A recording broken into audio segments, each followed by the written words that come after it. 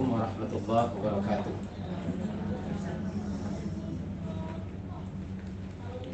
Alhamdulillahirabbil alamin. Shalatu wassalamu ala asyrafil anbiya'i wal mursalin nabiyina Muhammadin wa ala alihi wa sahbihi ajma'in. Asyhadu an la ilaha illallah wahdahu la syarikalah wa asyhadu anna Muhammadan abduhu wa rasuluh sallallahu alaihi wa ala alihi wa sahbihi wasallam.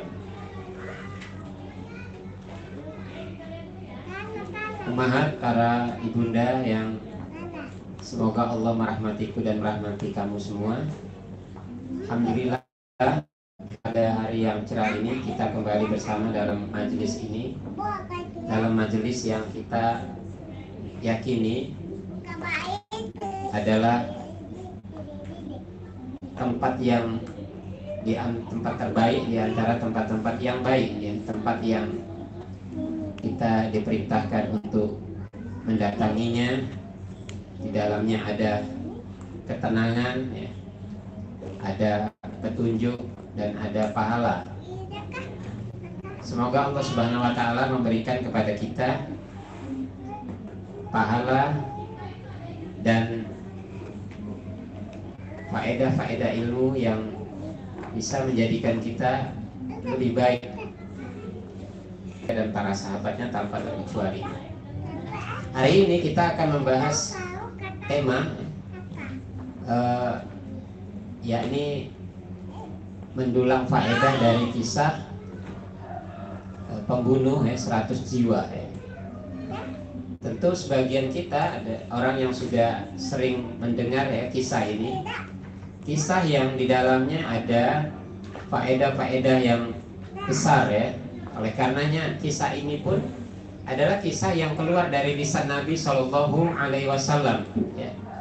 Kisah yang dicatat dengan tinta emas, dikeluarkan oleh dua orang imam besar ahlul hadis, yakni Al-Imam Bukhari dan Al-Imam Muslim rahimahumullah, di mana hadis ini, ya, adalah hadis yang mengkisahkan tentang seorang lelaki yang dia telah membunuh 99 nyawa. Tentunya ini adalah berita yang tidak biasa, ya. Kita kalau misalnya ketemu sama orang, ada yang kasih tahu, hati-hati itu pembunuh itu baru keluar dari penjara misalnya, terus dibilang dia bunuh satu keluarga, 7 orang dibunuh semua. Gimana kira-kira? Serem, ya. 7, ini 99. Memang ada yang membantah, ada yang bilang, kan Ustaz, penjahat-penjahat perang itu bunuh bukan 99 orang lagi, bisa ribuan orang kan. Sekali ledakan berapa ratus ribu. Dulu waktu bom nuklir dijatuhkan di Hiroshima dan Nagasaki, berapa ratus ribu atau jutaan manusia yang musnah. Tetapi ini beda karena 99 nyawa dihilangkan oleh seorang lelaki ini, tentunya menggunakan alat dan perilaku yang manual, ya, yang manual. Maksudnya dia membunuh itu nggak sekaligus, tapi dia orang yang gemar membunuh. Artinya dia telah melakukan satu dosa yang besar, tetapi itu berulang-berulang. Bukan hanya dipahami oleh orang yang di luar dirinya, si pelakunya sendiri pun merasa bahwa dia sudah melakukan dosa yang besar, dosa yang berulang-ulang, yang menumpuk, yang dia tersadar bahwa jangan-jangan posisiku dengan Tuhanku ini nggak lagi ada tempat, gitu. Jadi ini adalah seorang pembunuh yang dia tersadar ingin mengetahui posisi dia di hadapan Allah Subhanahu wa taala karena dia punya keinginan untuk bertobat. Maka dia tanya-tanya orang, siapa orang yang paling berilmu di negeri ini gitu. Tanya. Akhirnya ada orang kasih tahu, itu di sana ada si rahib ya. Si rahib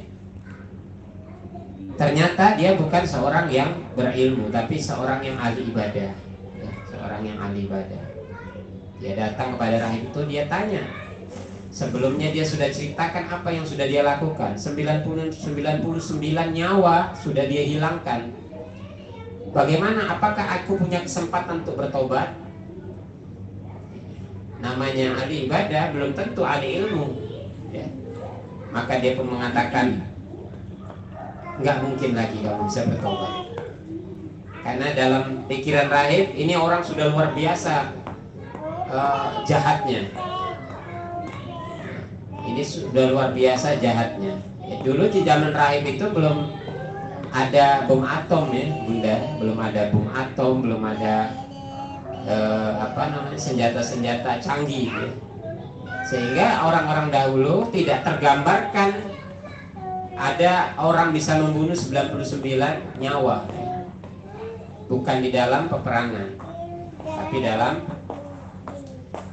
waktu-waktu yang biasa. Oleh karenanya, begitu mendengar bahwa si rahib mengatakan tidak ada lagi tempat untuk dia bertobat, naluri dia sebagai seorang pembunuh tentu merasa marah ya. Dia pikir, buat apa aku kalau gitu mau ingin jadi orang baik. Dia bunuh sekalian si rahib itu, genaplah jadi 100 nyawa. Tapi umat yang dirahmati Allah Subhanahu wa taala, ternyata seorang yang telah melakukan begitu banyak dosa-dosa yang menumpuk, masih tetap ada ruang ya, celah ruang di dalam batinnya itu kebaikan, keinginan untuk kembali kepada Tuhannya. Keinginan untuk kembali kepada Tuhannya. Ini apa namanya, relung hati ya, relung hati. Sehingga ia terus mencari dan bertanya, ada nggak orang yang bisa menunjukkan kepadaku satu jalan? Tentunya orang yang berilmu. Dan akhirnya setelah pencarian yang cukup panjang, diberitahulah bahwa ada seorang yang berilmu yang dia bisa datang kepadanya dan bertanya. Si pembunuh datang kepada si alim ini.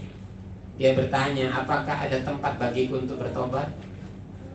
Maka si orang alim, karena dia mengetahui ya, dengan ilmunya, dia mengetahui Allah maha luas rahmatnya, dia mengetahui bahwa Allah maha penerima tobat ya, bahwa Allah meliputi ya, rahmat Allah itu meliputi seluruh kejahatan hambanya. Maka dia katakan, siapa yang bisa menghalangimu untuk bertobat? Siapa yang menghalangmu untuk kembali kepada Allah? Rahmatnya amat luas ya. Maka bersyukurlah laki ini ya, merasa senang ya.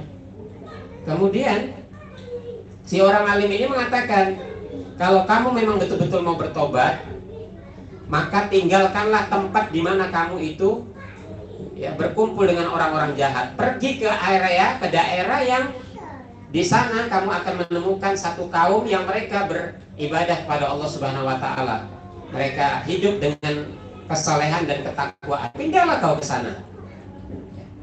Maka tanpa membuang-buang waktu, si lelaki pembunuh ini dia pun segera bergegas untuk pindah ya.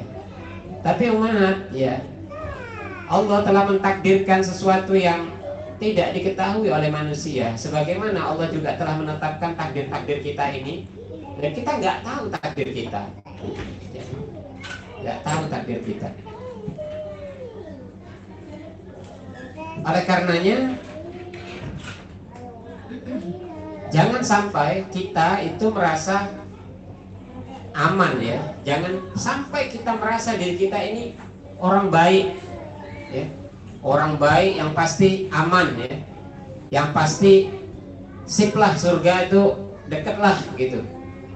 hanya karena kita melihat kondisi kita saat ini, ya mungkin kita merasa aku kan masih sholat, aku ini kan masih memperhatikan rambu-rambu agama, aku ini kan masih belajar agama. Jangan sampai itu menjadikan kita merasa diri kita itu sudah baik, ya sudah baik. Ini berbahaya karena kita nggak tahu takdir kita. Seorang imam besar seperti Al-Imam Sufyan Ats-Tsauri, ini adalah imam besar ya di masa tabi'ut tabi'in. Beliau saja itu selalu menangis ya, dan kekhawatiran beliau sangat besar ya. Beliau takut kalau Allah itu menggelincirkannya, artinya dia wafat dalam keadaan keimanan dia terlepas. Itu seorang imam ahli ilmu yang menjaga ketakwaannya. Apatah lagi kita ya. Apatah lagi kita ini hanya bisa merengek-rengek di hadapan Allah Subhanahu wa taala, ya, ketakutan, ya, khawatir dan seterusnya. Gak ada hak kita merasa diri itu baik, ya, merasa kita itu sudah pasti aman. Umat yang dirahmati Allah Subhanahu wa taala, tidak begitu jauh si lelaki ini meninggalkan kampungnya. Ternyata takdir menentukan, ya, Allah mengutus malaikat maut untuk mencabut nyawanya. Cabut nyawanya. Bersamaan dengan itu, dua malaikat memperebutkan nyawa orang ini. Satu malaikat rahmat, satu malaikat azab. Malaikat rahmat mau bawa nyawa ini ke surga. Malaikat azab mau bawa nyawa ini ke neraka. Mereka berargumen, kata malaikat rahmat, aku mau bawa nyawa dia ke surga, ke sisi Allah yang baik, karena dia telah menghadapkan hatinya untuk kembali kepada Allah. Kata malaikat azab, apa-apaan kau ini? Dia ini bandit, penjahat, belum pernah dia berbuat baik. Itu kan masih rencana. Kan dia belum berbuat apa-apa, dia masih rencana itu. Maka malaikat rahmat paksa mau ambil, malaikat azab juga mau ambil nyawanya. Akhirnya Allah mengirimkan malaikat ketiga yang menyerupai manusia, ya, menengahi perdebatan ini. Kemudian dia mengatakan bahwa untuk menentukan nasib lelaki ini, ukur jaraknya, mana yang lebih dekat, itulah nasibnya. Kalau diukur lebih dekat ke kampung jahatnya, ke kampung dia tempat berbuat jahat, maka dia ke neraka. Kalau diukur lebih dekat ke kampung di mana yang dia tuju, maka dia ke surga. Diukurlah. Ternyata dalam hadis yang dikeluarkan oleh Imam Bukhari dan Muslim ini, Allah Subhanahu wa taala telah mewahyukan kepada dua tanah, ya, menjadi area itu. Kata Allah kepada tanah yang ditinggalkan oleh lelaki ini, tanah di mana dia banyak menumpahkan darah, menjauhlah engkau, kata Allah. Kemudian kepada tanah yang mau dituju oleh lelaki ini, Allah mengatakan, mendekatlah engkau. Akhirnya ketika diukur, sejengkal lebih dekat kepada tanah yang dituju, ya, tanah yang dituju. Maka nasib lelaki ini adalah diampunkan wa ta'ala. Dia telah melakukan dosa yang sangat besar, ya, membunuh manusia 100 nyawa. Dia pulang kepada Allah dengan membawa hati yang ingin kembali, tetapi dia belum melakukan amal apa-apa.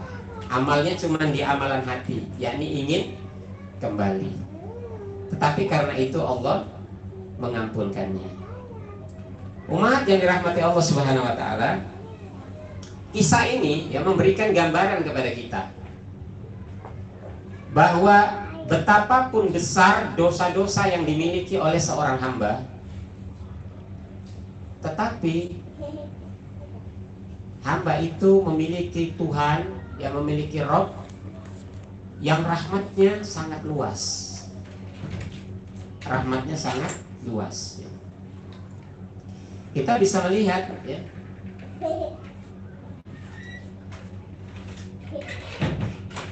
seorang yang memiliki dosa yang banyak pun ya,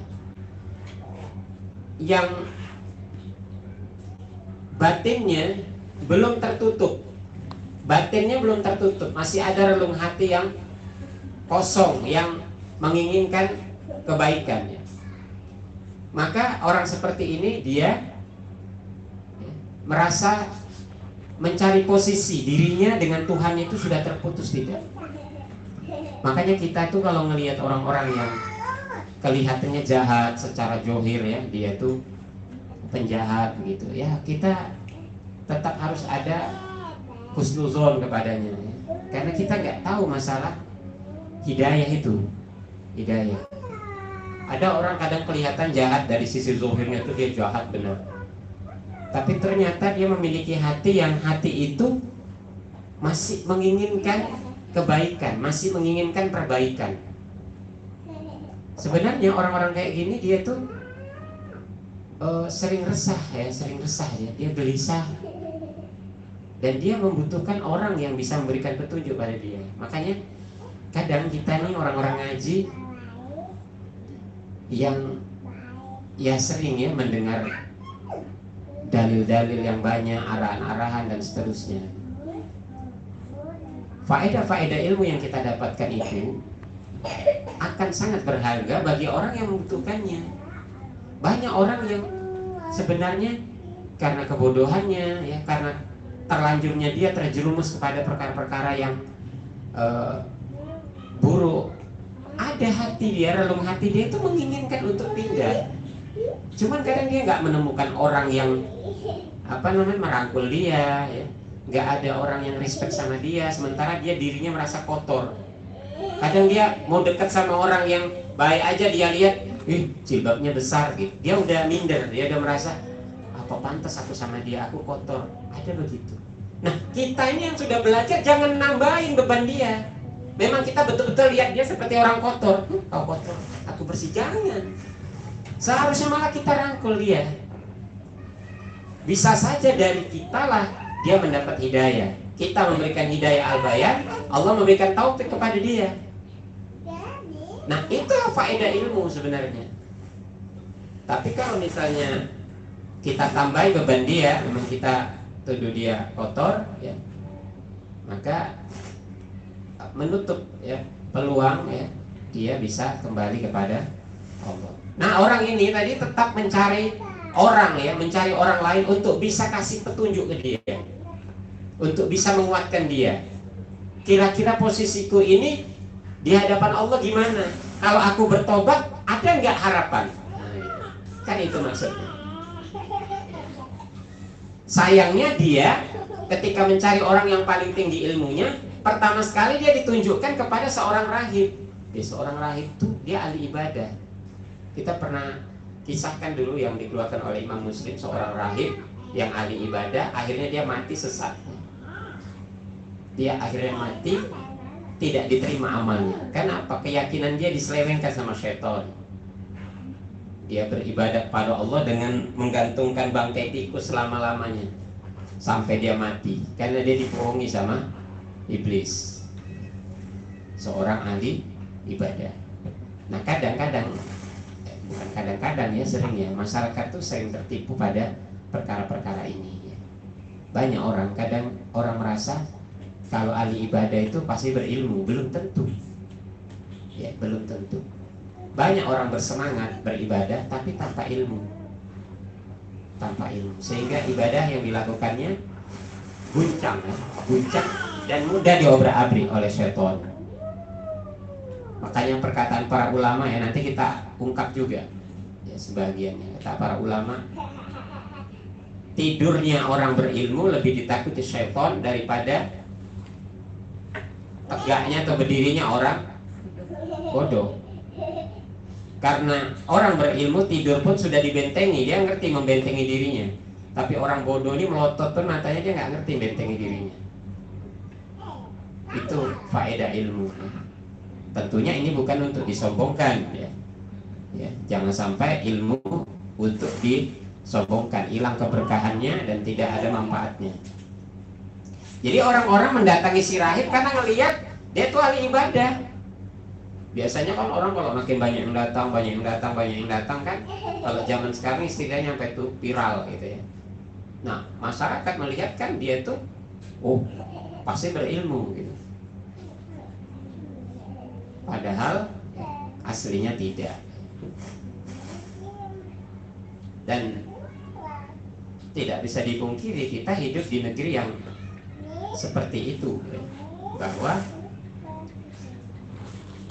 banyak orang tertipu, hingga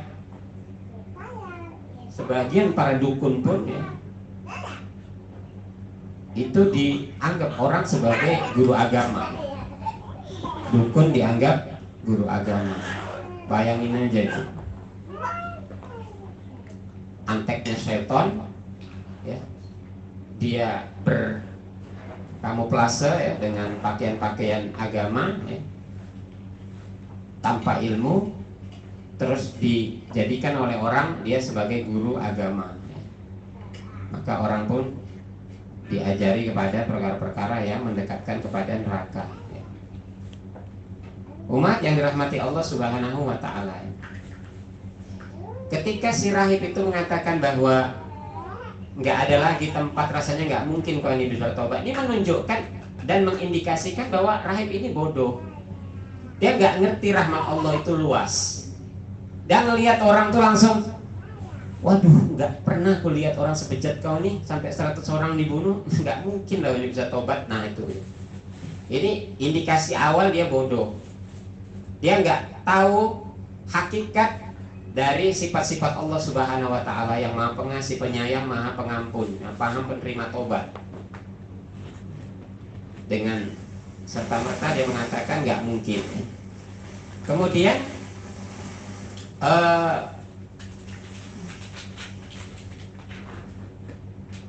dugaan rahib ini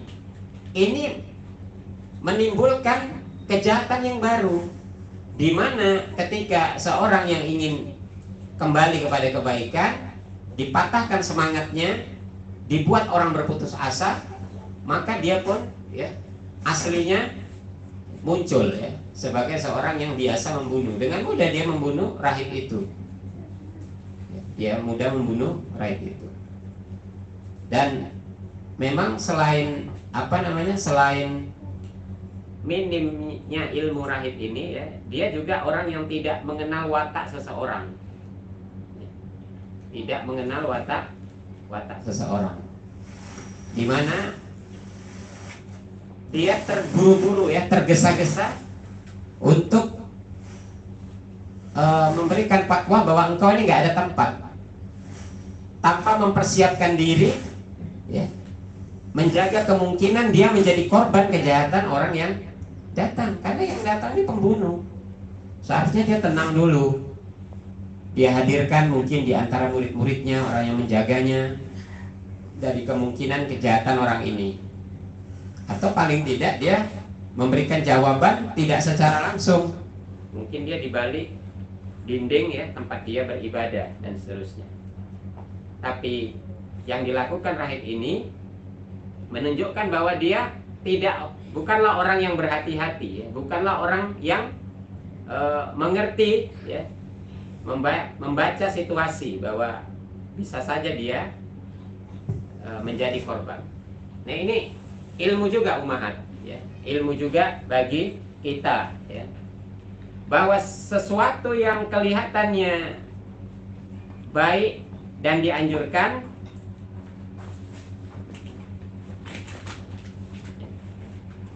itu tidak serta-merta dia tepat dilakukan di kondisi yang tidak tepat. Dan hukum ini seperti itulah. Hukum Islam ini sebegitulah fleksibelnya. Makanya jangan dipaksakan orang yang sempoyongan nggak bisa berdiri sholat harus berdiri. Kita ngotot, berdiri nggak sah sholatmu. Itu rukun sholat itu. Iya rukun sholat, keadaannya normal. Kalau nggak normal ya gimana? Atau orang sholat di pesawat, pas takbir dia menghadap kiblat, begitu pesawat belok kemana-mana, siap sholat, salam, sholatmu nggak sah. Kenapa? Kiblat kau tak kemana-mana, tadi ke sana belok, kau tetap belok, ikut belok. Nah, ini orang kurang ilmu. Kita ini sering kayak gitu maksain. Apa yang diketahui sedikit dia langsung serang orang. Nggak tanpa ngerti dia, ya tanpa mengerti dia kaedah dalam macam-macam hukum. Ya. Sisi pedagang seperti itu. Coba kalau orang datang sama yang nggak kurang ngerti fikih, Pak, misalnya, saya lapar, kondisi berada di hutan begini, nggak ada yang bisa dimakan, saya cuma bisa ketemu ular. Apa saya boleh makan ular? Oh, nggak boleh, mending kau mati. Jangan makan ular, ular itu haram, itu pemangsa. Wong kita suruh bunuh ular, kok malah kamu makan ular? Mati aja nggak apa-apa, kayak gitu. Jadi biasanya orang yang tidak memahami ya, hukum secara mendalam, dia sering mengeluarkan statement-statement yang keliru, ya, statement-statement yang keliru. Dan itu sering terjadi ya, di dunia pendidikan juga. Sebagian orang tua yang mengerti secuil, dia sudah serang ya sekolah pada satu perkara yang dia nggak tahu secara menyeluruh. Misalnya ada beberapa contoh tuh yang dia pahami, pelajari, misalnya memberikan hadiah ya, kepada orang yang terlibat dalam satu pekerjaan, ini haram, suap misalnya, suap nggak boleh. Ar-Roshi wal Murtashi finnar, yang menyuap dan disuap masuk neraka. Gitu. Sudah dipegang kan? Ini prinsip. Nah begitu dia lihat misalnya ada orang tua murid bawa ini makanan, kasih ke seorang guru, dia langsung serang, haram, Roshi wal Murtashi finnar, di neraka gitu. Padahal ini ada pembedahannya lagi ya, dibedah. Para ulama menjelaskan tentang ini ya, secara rinci, bahwa yang mutlak haram itu adalah pegawai-pegawai negara. Adapun pegawai-pegawai swasta di sekolah-sekolah swasta atau di pekerjaan-pekerjaan swasta, ini tergantung pada pimpinannya memberi izin atau tidak. Ya, si top leader yang memberi izin tentunya dia menimbang perkara ini ya, apakah perkara ini bisa membahayakan integritas atau tidak, dan seterusnya. Itu hal-hal yang di ini. Atau misalnya dalam kehidupan ini, kita kan kehidupan kita nih ya seperti ini, dan kita jalani. Misalnya di dalam dunia pekerjaan, seseorang yang melakukan seleksi ujian untuk dapatkan pekerjaan, bisa saja dia lulus, secara murni dia lulus, tetapi aturan main ya di sebagian tempat itu mengharuskan dia harus bayar dulu baru diluluskan, padahal dia memang lulus. Kalau tidak, maka tempat dia diberikan sama orang yang bayar. Biasanya si panitia atau pelaksana dia kasih kode dulu, mau bayar nggak ini lulus. Angkanya sudah lulus nilainya. Kalau nggak, kasihkan ke orang yang mau bayar. Nah, bayarnya orang yang harus dia lulus, bayarnya itu kata para ulama seperti yang disebutkan Syekh Utsaimin rahimahullah taala, uang pelicin itu suap bagi yang meminta, tapi tidak suap bagi yang membayar, selama dia memang lulus, karena itu dia hanya mengambil haknya. Beda ya kalau dia nggak lulus, dia Pak saya bayar lah Pak, tolong Pak lulusan. Nah ini suap. Tapi kalau dia benar posisinya, dia diharuskan membayar, karena kalau tidak hak dia diambil kasihkan orang, maka itu bukan suap. Suap dia yang minta, dia yang ke neraka, kita tidak. Nah ini kan namanya sisi dalam hukum itu seperti itu. Makanya tentu berhati-hati kita kalau dalam perkara hukum itu jangan mudah-mudah mendeskripsikan orang ya. Bisa jadi salah kita, karena tahunya sedikit ya sudah serang orang lain. Nah umat yang dirahmati Allah Subhanahu wa ta'ala, maka ketika si pembunuh ini datang kepada orang alim, jawabannya berbeda. Orang alim dengan keilmuannya, dia menjawab di atas ilmunya ya, di atas kebenaran. Dan hebatnya lagi orang alim, dia bukan hanya menjawab dengan jawaban yang tepat, tetapi dia memberikan solusi karena dia seorang pendidik. Maka dia katakan, kalau mau tobat pasti diterima tobat oleh Allah, asal engkau memang menghadirkan hati sebenar-benarnya bertobat. Tetapi kalau sudah tobat, jangan duduk di situ lagi, pindahlah ke tempat lain. Ada di sana sekelompok orang yang memang mereka orang-orang soleh, beribadah kepada Allah. Nah, kamu ikut mereka, jangan lagi di situ. Kalau kamu tetap di situ, ya balik lagi, ya, balik lagi. Dan ini arahan ini diikuti oleh si pembunuh. Umat yang dirahmati Allah Subhanahu wa Ta'ala. Beberapa faedah yang bisa kita ungkap ya dalam kisah ini. Pertama adalah ya, tadi disebutkan bahwa luasnya rahmat Allah, luasnya rahmat Allah kepada hamba-hambanya. Kita pun sering membahas itu dalam hadis itu ya, kalau ada hamba datang kepada Allah membawa dosa sepenuh bumi ya, maka Allah juga akan datang kepadanya membawa pengampunan sepenuh bumi. Sebanyak buih di lautan tidak ada masalah. Bahkan setinggi langit pun Allah tetap bisa maafkan dan ampunkan dosa-dosa itu selama dia datang kepada Allah dengan jujur ya. Maka sekalipun dosa membunuh ya, asal dia bertobat dengan sebenar-benarnya tidak masalah, diterima oleh Allah Subhanahu wa Ta'ala. Oleh karenanya dalam firman yang indah ya, Allah berfirman dalam surah Az-Zumar 53 itu, qul ya ibadiyalladzina asrafu ala anfusihim, qul ya ibadiyalladzina asrafu ala anfusihim la taqnatu fi rahmatillah, la taqnatu min rahmatillah. Hai orang-orang yang telah melampaui batas ya, melampaui diri mereka ya, melakukan dosa-dosa yang banyak ya. La taqnatu min rahmatillah, jangan kalian berputus asa dari rahmat Allah ya. Jangan berputus asa dari rahmat Allah ya. Innallaha yaghfirudz dzunuba jami'an, karena sesungguhnya Allah itu mengampuni semua dosa-dosa. Allah mengampuni semua dosa-dosa. Innallaha ghafurur rahim, dan Allah itu Maha Pengampun lagi Maha Penyayang. Jadi kalau melihat hal ini ya, kita ngelihat orang kafir saja yang dosanya itu bukan dosa biasa ya, dosa yang mengekalkan pelakunya di dalam neraka.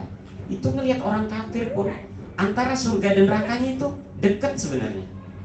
Orang kafir itu begitu dia bertobat ingin masuk Islam, dia ucap syahadat, habis itu dia mati, dia kondisinya sama seperti pembunuh ini. Dia belum sempat ngapa-ngapain, dia belum bisa sholat, belum apa, dia cuma bersyahadat saja masuk Islam, tapi dia menghadirkan hatinya, maka ini ya apa, mendatangkan rahmat Allah berupa pengampunan. Umat yang dirahmati Allah Subhanahu wa Ta'ala. Bahkan untuk dosa-dosa besar ya, seperti membunuh ya, kalau ada orang mati membawa dosa-dosa besar itu dan dia belum bertobat kepada Allah, maka keadaan orang ini berada pada ma'isyatullah. Dalam pembahasan tauhid, ma'isyatullah, pembahasan ma'isyatullah itu adalah pembahasan di mana nasib seseorang yang berdosa itu bergantung kepada kehendak Allah ya.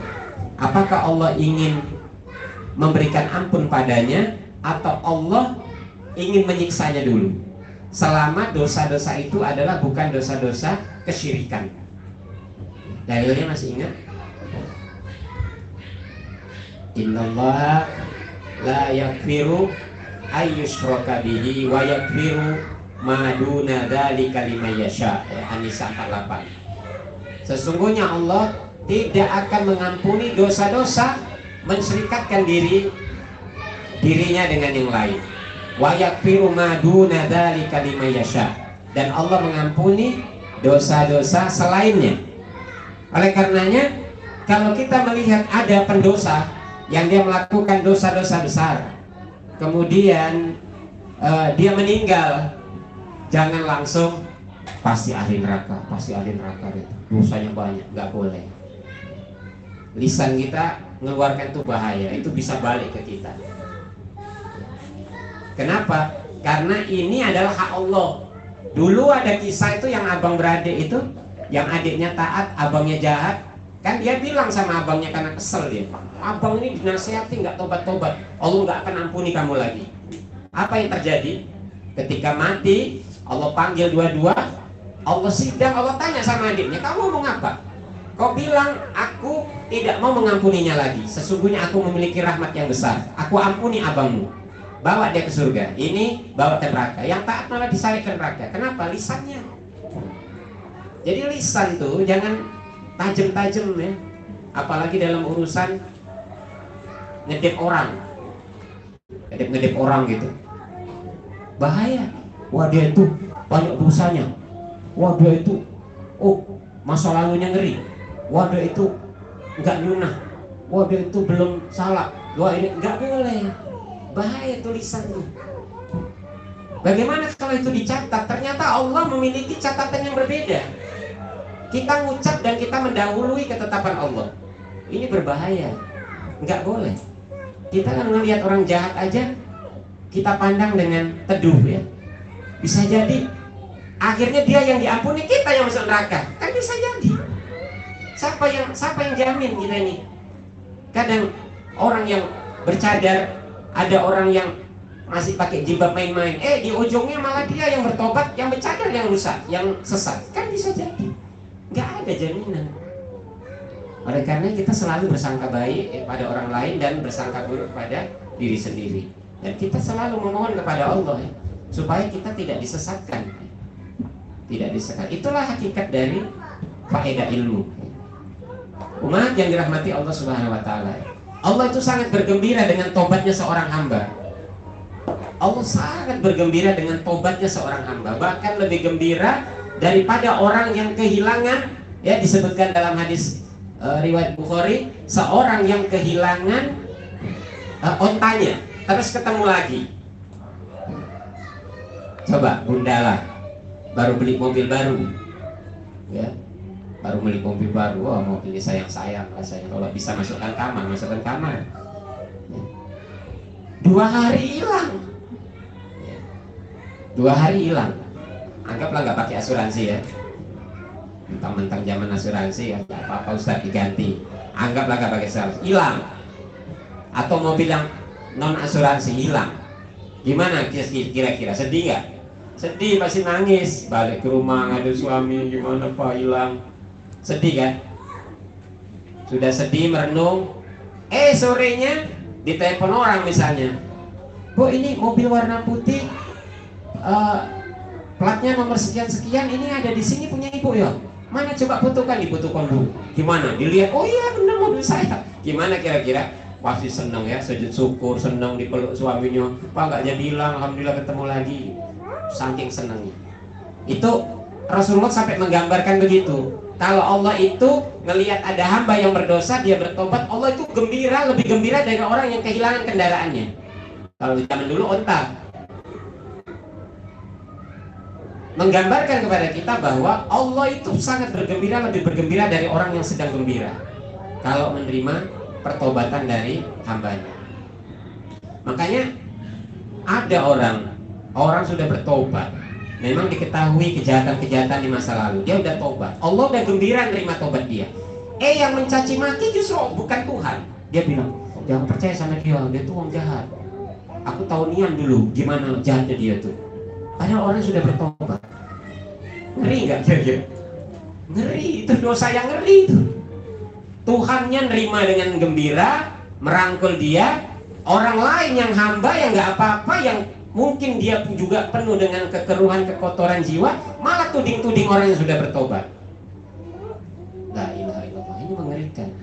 Kebiasaan-kebiasaan yang harus dihentikan ya. Jangan kita mendahului apa yang telah Allah tetapkan. Nah, umat yang dirahmati Allah Subhanahu wa taala. Kemudian faedah yang berikutnya ya, yang kedua ya. Ya, seorang yang membimbing orang lain untuk bertobat ya. itu hendaklah dia juga menunjukkan ya hal-hal yang bisa memperkuat imannya, ya, memperkuat imannya. Ya, orang yang mau bertobat itu kita tunjukkan hal-hal yang bisa memperkuat imannya. Buktinya tadi si alim itu dia selain mengatakan iya tobatmu diterima oleh Allah, ditunjukkan sama dia pindah ya, jangan tetap di situ. Nah, kita kayak gitu juga. Ada orang mau aku pengen baik lah, yuk gimana caranya? Ya sudah, nggak ada dosa yang nggak diterima, semuanya diampuni. Tobatlah, tobat ya. Tobat ajari dia kepada yang memperkuat iman. Kalau gitu ya belajar agama lah kita, belajar ilmu. Karena nggak mungkin orang bisa setapak demi setapak dia makin baik kalau dia nggak belajar agama. Gimana caranya dia nggak ngerti? Dia pun mulai belajar agama, diajak ngaji dan seterusnya. Habis itu dibimbing dia sholatnya, sholat ini jangan tinggalkan ya, inilah benteng kita, inilah hubungan kita dengan Allah. Itu begitu dia. Si alim ini menunjukkan dia supaya tinggalkan daerahmu. Itu sisi penguatannya adalah kalau orang tobat dia tetap di daerah itu tuh bahaya. Banyak orang ngadu ke kita tuh tobat dari rokok aja susah karena kawan bergaulnya masih ngerokok. Awalnya tahan, sore tahan, lama-lama nggak tahan, ya, nggak tahan. Jadi kalau seorang perokok, kalau dia mau tobat, ya berusahalah cari teman-teman yang menguatkan, ya pilihan dia untuk tidak lagi merokok. Teman-teman yang tidak merokok. Ya. Begitu juga dalam urusan dosa. Kalau kita bertobat dari dosa, janganlah bergabung-gabung sama kawan-kawan yang biasa mengenteng-entengkan dosa. Itu pasti kita terbawa lagi. Carilah pindah ya, move onnya ke area atau ke teman-teman yang bisa menguatkan keimanan. Kalau tidak dikhawatirkan pertobatannya jadi batal ya, atau paling tidak melemah. Kata Rasulullah SAW, almar'u ala dini khalili ya, bahwa agama seseorang itu ya sangat bergantung kepada agama temannya. Di dalam hadis yang lain ya, kata Rasulullah SAW, kesombongan dan suara yang tinggi itu ada pada para penggembala unta atau keledai. Kenapa keledai dan unta suaranya tinggi? Kalau mengaum dia suaranya tinggi. Dan didapati ketenangan itu pada penggembala kambing. Ya mungkin kambing kalau ngembek itu ngembeknya nggak terlalu tinggi ya dia. Tapi suara unta keledai itu suara yang tinggi. Nah, Rasulullah menggambarkan kepada kita bergaul atau bersama hewan-hewan aja yang nggak punya akal itu bisa ketularan kita, apalagi sama yang berakal. Itu maksudnya. Makanya kita kan harus akui orang Sumatera sama orang Pulau Jawa kan beda kan? Beda.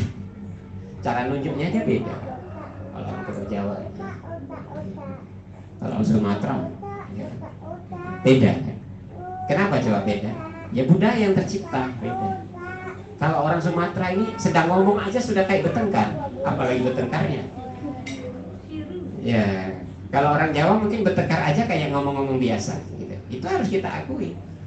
Karena memang suasana, pertemanan, ya budaya itu membentuk kepribadian seseorang. Makanya ya, kita banyak dengar ya orang Sumatera banyak mau pindah ke Jawa ya. Katanya memperbaiki diri. Oke. Di sini aja memperbaiki diri juga bisa insya Allah. Faedah ketiga ya. Faedah ketiga. Keutamaan ilmu umahat itu lebih tinggi daripada apa? Ibadah ya. Jadi ahli ilmu itu lebih tinggi derajatnya daripada ahli ibadah. Karena apa? Karena orang berilmu, dia kalau beribadah pun berdasarkan ilmu. Ahli ibadah sekalipun dia beribadah, dia bisa berdasarkan ya sangkaan. Biasa berdasarkan sangkaan. Bisa beribadah berdasarkan sangkaan, bahaya. Karena sangkaan itu bisa datang dari waswas syaiton.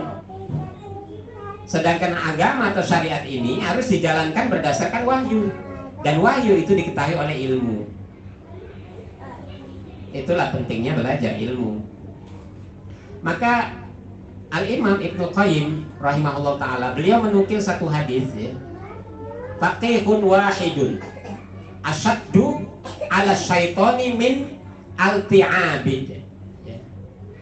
Kata Ibnu Qayyim, satu orang yang berilmu, satu orang yang faqih pada ilmu, itu lebih menakutkan bagi syaitan daripada 1000 ahli ibadah.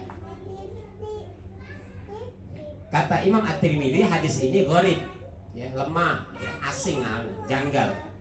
Jadi nggak bisa dijadikan dalil dari sisi derajat. Tapi Ibnu Qayyim Al-Jauziyah mengatakan benar dia lemah dari sisi derajat, tapi benar dari sisi makna. Karena banyak hadis-hadis pendukung berkaitan dengan hal ini, ya, bahwa seorang yang beramal dengan amalan yang sedikit berdasarkan ilmu pun dia lebih utama daripada banyak beramal tapi beramalnya berdasarkan.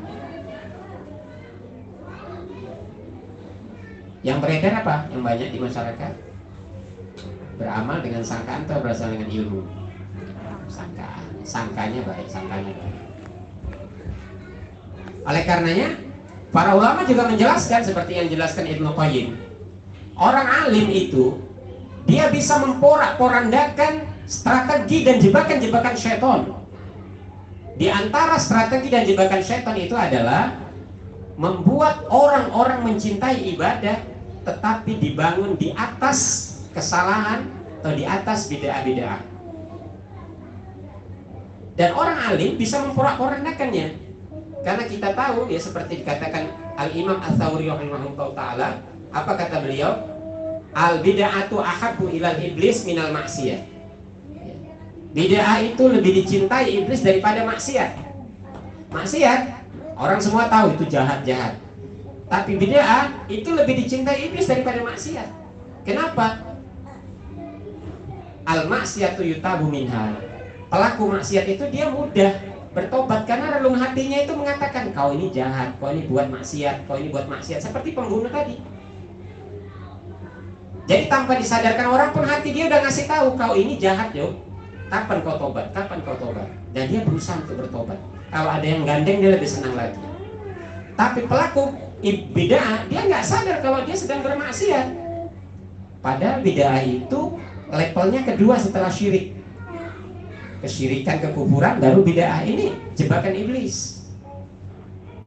Kalau orang jatuh kepada keyakinan bid'ah, amalan bid'ah, ini disukai oleh iblis.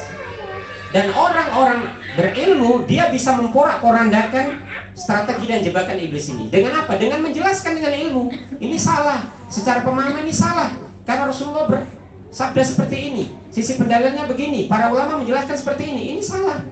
Ini pemikiran yang salah, ini pengamalan yang salah. Itu dijelaskan oleh para ahli ilmu. Itulah mereka para ulama.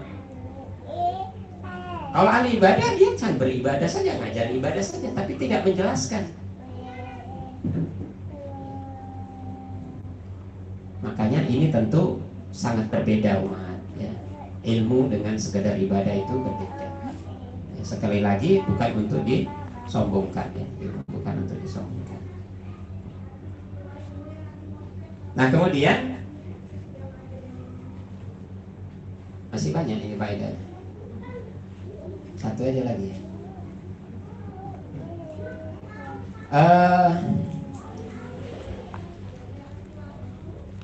Perbedaan antara malaikat azab dan malaikat rahmat itu Allah munculkannya, bahwa kejahatan dan kebaikan itu tidak pernah bersama ya. Penanganannya pun berbeda.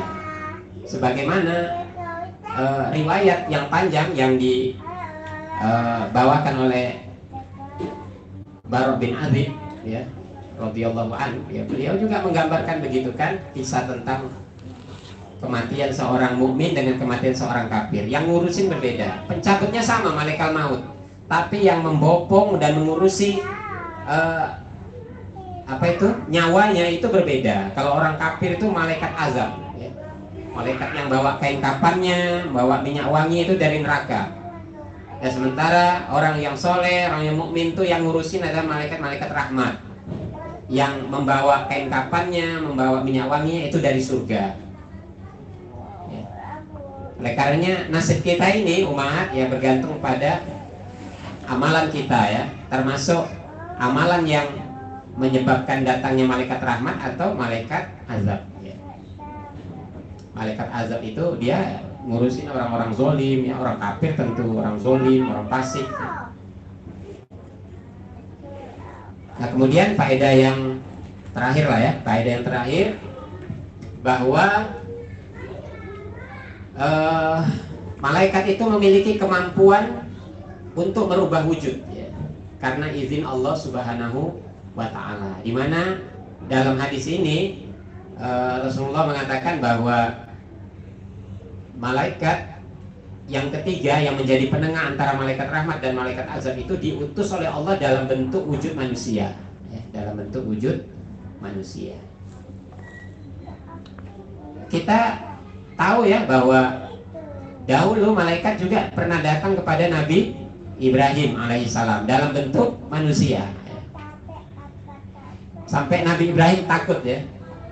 Jadi ada tamu yang Nabi Ibrahim nggak kenal, kemudian Nabi Ibrahim menghidangkan daging ya. Kata Nabi Ibrahim, makanlah. Sudah, kami nggak makanlah, kata tamu ini. Maka Ibrahim pun takut ya. Takut. Kemudian kata malaikat, jangan takut, sesungguhnya kami adalah utusan Allah yang memberikan kabar gembira kepadamu bahwa setelah ini engkau akan dikaruniai anak Ishak, seorang yang alim ya. Jadi kabar gembira kepada Ibrahim. Begitu juga malaikat-malaikat yang datang dalam wujud manusia ya, tampan-tampan datang kepada Nabi Lut, di mana mereka rumahnya dikepung ya, karena itu kaum Sodom ya, kaum gay, mau ditangkap dia malaikat tuh ya. Nabi Lut pun ketakutan, tamunya pun mau ditangkap. Tapi kata malaikat, jangan takut, kami adalah utusan Allah, mana bisa mereka nangkap. Kalau malaikat mau saat itu dihabisi mereka, tapi belum waktunya. Saat itu ya, udah dekat-dekat juga memang mau dihabisin itu daerah itu ya. Nabi Lut ketakutan karena dia nggak tahu kalau itu malaikat. Begitu juga malaikat pernah datang kepada Maryam ya. Ini Jibril ini. Malaikat datang kepada Maryam. Maryam sedang di mihrabnya sedang beribadah. Allah mengutus malaikat Jibril dalam wujud laki-laki tampan. Masya Allah. Maka Maryam pun ketakutan. Ya, Maryam ketakutan. Ya, Maryam seorang gadis yang suci, dia mengatakan, aku berlindung kepada Allah yang Maha Pengasih Penyayang.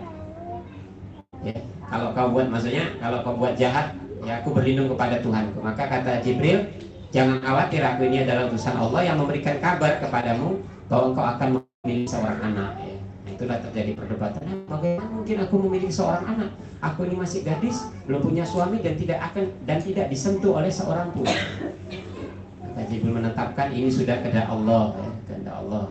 Maka itulah berita ya tentang akan dilahirkannya Isa putra Maryam ya, dari rahim Maryam ya, gadis suci ya. Begitu juga malaikat datang kepada siapa? Kepada Rasulullah SAW ya. Jibril datang kepada Rasulullah SAW dalam wujud manusia dan dilihat oleh sebagian sahabat untuk mengajarkan Islam, mengajarkan agama. Apa di sini pernah didatangi malaikat? Ada?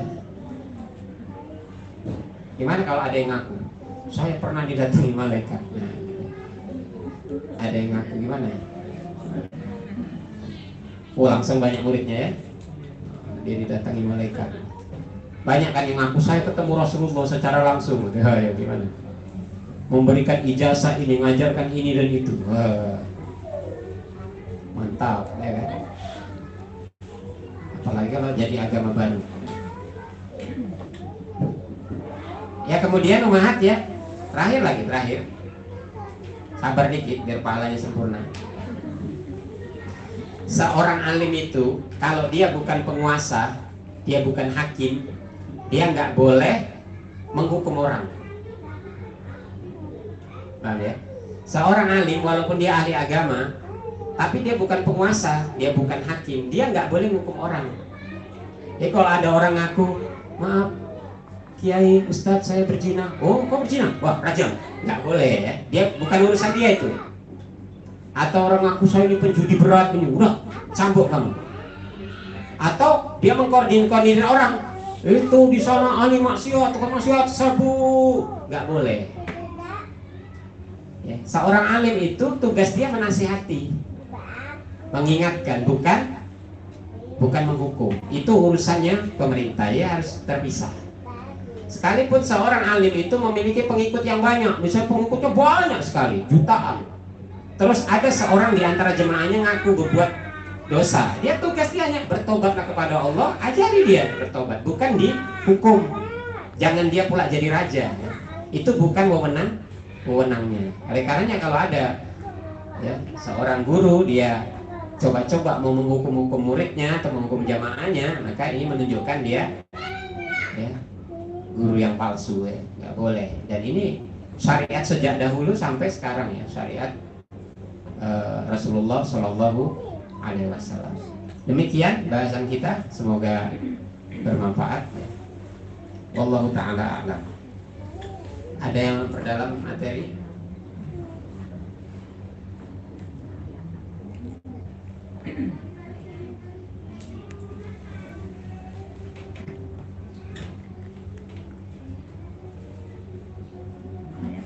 Ya.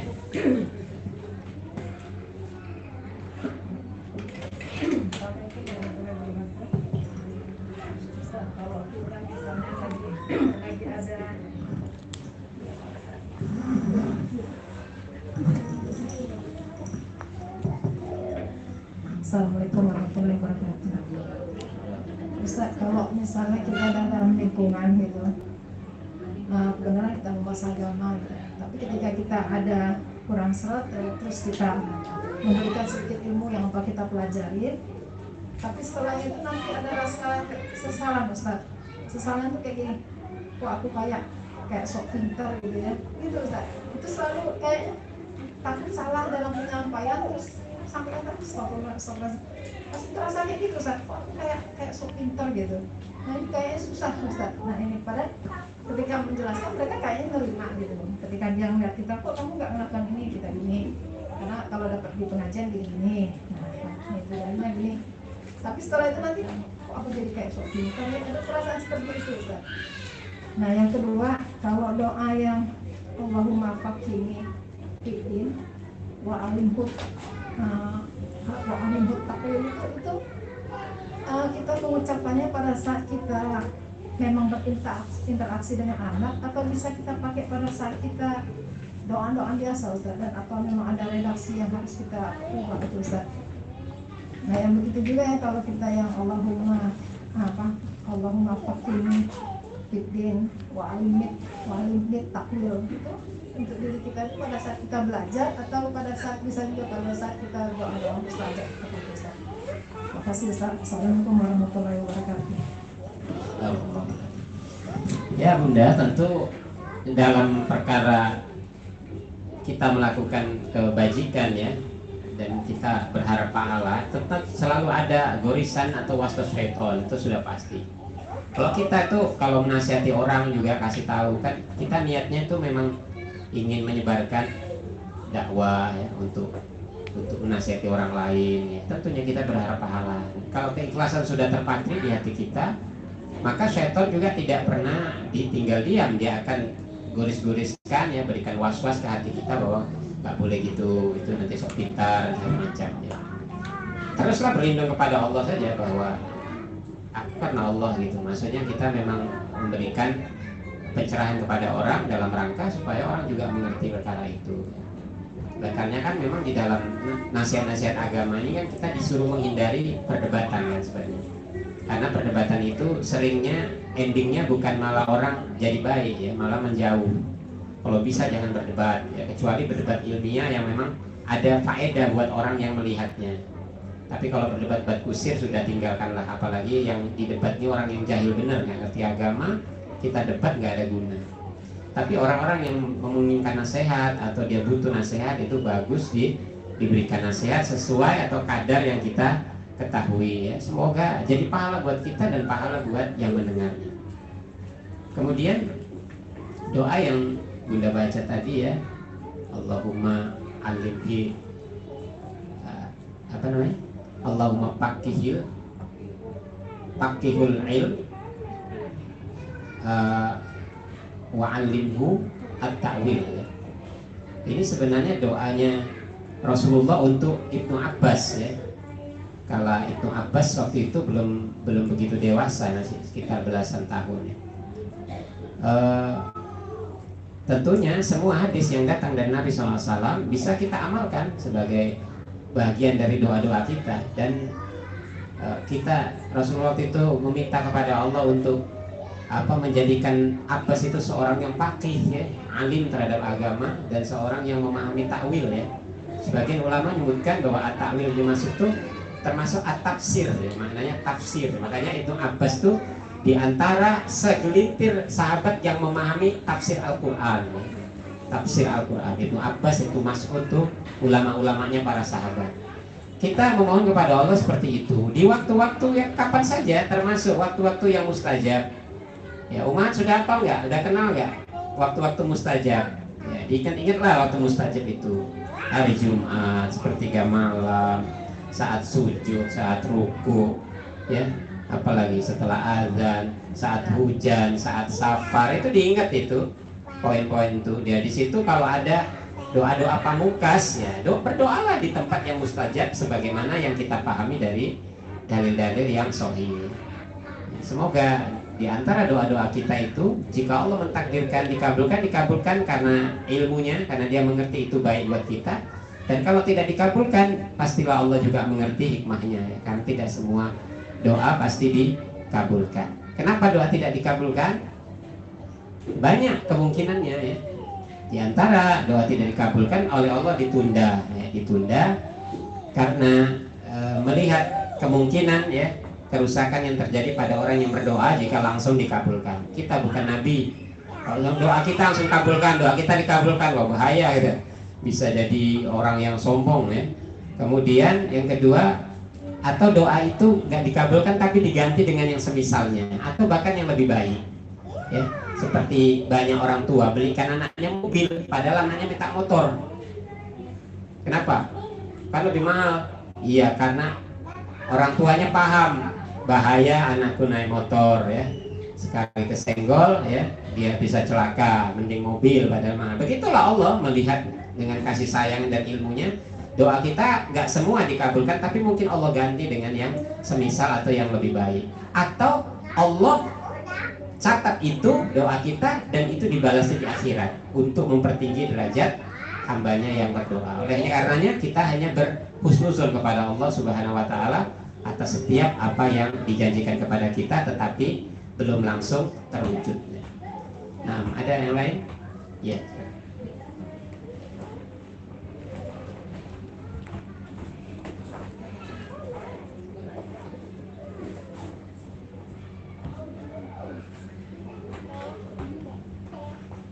Assalamualaikum warahmatullahi wabarakatuh.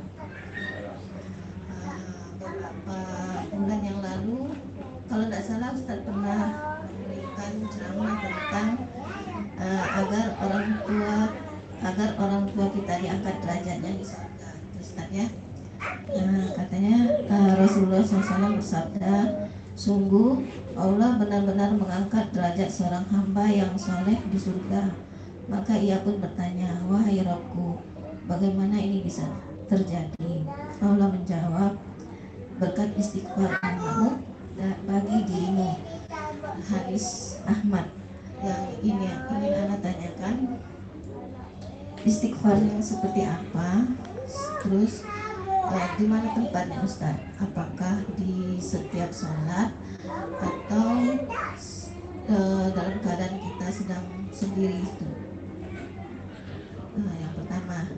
Yang kedua, bagaimana misal kita sedang membaca Al-Quran, yang tujuannya itu kita ingin memberikan sedekah pahala kepada orang tua. Itu kalimatnya itu seperti apa Ustaz? Apakah dilafazkan atau cukup kita baca aja? Karena katanya setiap amal soleh anak akan kembali ke orang tuanya. Nah, itu aja Ustaz. Assalamualaikum warahmatullahi wabarakatuh. Waalaikumsalam warahmatullahi wabarakatuh. Ya, hadis yang dikeluarkan oleh Imam Ahmad tadi itu berlaku secara umum ya, bahwa istighfar itu dalam lapas apa saja intinya meminta ampun ya. Jadi doa kita yang kita sering lapaskan Allahumma firli wali walidayya itu masuk dalam kategori istighfar ya. Kemudian kita mengatakan Allahumma firlaha ya, Allahumma firlahu, itu juga istighfar ya. Jadi dan istighfar ini dia adalah zikir secara mutlak ya, nggak dibatasi ya. Kapan saja. Tetapi tempat-tempat atau waktu-waktu yang mustajab tadi itu memperdekat terkabulnya keinginan kita. Tapi ini mutlak. Ini doa. Kalau istighfar itu nggak sebut zikir saja, tapi zikir dan doa ya. Karena dalam kalimat istighfar itu ada kalimat yang mengandung unsur meminta kepada Allah. Astagfirullah, aku minta ampun kepada Allah, atau kita berdoa untuk keampunan orang tua kita. Dan ini juga dilakukan oleh para nabi ya. Nabi Ibrahim itu seperti itu, dia sebenarnya ingin memintakan ampun untuk bapaknya, kan dilarang. Rasulullah juga begitu, dia ingin memintakan ampun untuk ibunya, tapi dilarang karena mereka orang tua yang kafir ya. Tapi kalau kita nggak ada penghalang ya, kita nggak ada penghalang. Alhamdulillah, ini adalah satu ibadah yang ringan, ibadah yang mudah dilakukan ya, tidak ada batasan-batasan tertentu. Kemudian kalau kita meniatkan misalnya beramal untuk orang tua, itu nggak perlu lapas-lapas ya. Niat saja. Innamal a'malu binniyat wa innamal likulli imri'in ma nawa ya. Jadi apa yang kita niatkan Allah sudah tahu. Sama dengan orang berzakat. Sebenarnya nggak perlu ini zakatku ya, ini zakat fitrah ya, ini zakat mal, nggak perlu. Sudah kita niatkan, sudah Allah tahu tuh. Dan nggak perlu dilapaskan kepada yang menerima ya, nggak perlu dilapaskan ya. Kata saya ini misalnya kalau ditanya tentang ini ya, kata beliau kalau orang ini sudah sangat terbiasa menerima zakat, boleh dibilang ini zakat dariku ya. Tapi kalau dia nggak terbiasa, misalnya saudara kita, nggak usah dibilang. Niat kita saja sudah dikuatkan, tidak ada lapas-lapas tertentu. Ketahuilah bahwa para ulama itu ada berselisih pendapat ya dalam perkara mengirimkan pahala-pahala seperti pahala baca Quran, pahala sedekah kepada orang lain. Tetapi dalam perkara anak kepada orang tua itu, kata Syekh Albani rahimahullah taala, nggak ada selisih pendapat bahwa amalan anak buat orang tua itu langsung nyambung, langsung keterima. Ya, karena anak itu sebenarnya hasil cetakan atau upaya orang tua kepada dirinya secara umum. Walaupun ada anak tuh nggak dibesarkan orang tuanya, tapi tiba-tiba dia jadi soleha atau jadi soleh, ya mungkin karena hal-hal yang lain ya. Tetapi secara umum anak itu bentukan orang tua. Maka kalau anak berdoa untuk orang tuanya itu termasuk doa yang mustajab, sebagaimana orang tua kepada anak. Jadi alhamdulillah ini adalah ilmu yang memberikan faedah kepada kita. Kita bisa melakukannya buat para orang tua kita yang kita sayangi, yang kita cintai, karena jasa-jasa mereka dan karena perintah Allah Subhanahu wa taala ya, kepada kita untuk berbuat baik ya, kepada mereka saat mereka masih hidup maupun sudah meninggal dunia. Allahu a'lam.